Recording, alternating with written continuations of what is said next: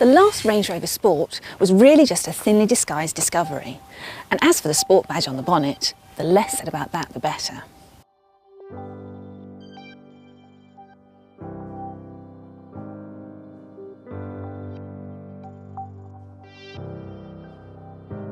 But things have changed a lot since then.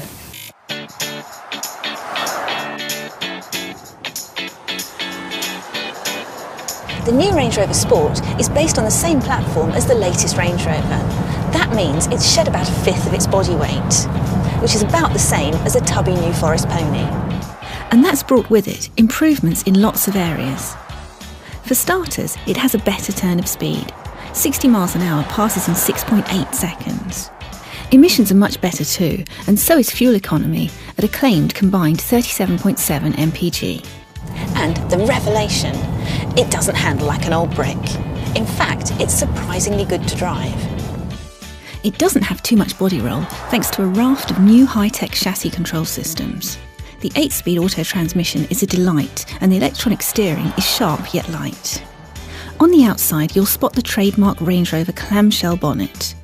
But that steeply raked windscreen makes it look much more like an Evoque that spent too much time down the gym. In this autobiography model, I'm surrounded by swathes of soft-touch leather and aluminium. It's got the same cooled glove box and touchscreen multimedia system as the big Range Rover, and it does feel as luxurious in here. The back seats are designed to be really comfortable for 2 people, but you could get 3 people in here too. There's nowhere near as much boot space as the old model had, but at a claimed 784 litres, it's still big enough to get in and have a nap if you need to. It doesn't have a split tailgate like the big Range Rover, but it does have remote electronic opening. It can also do this.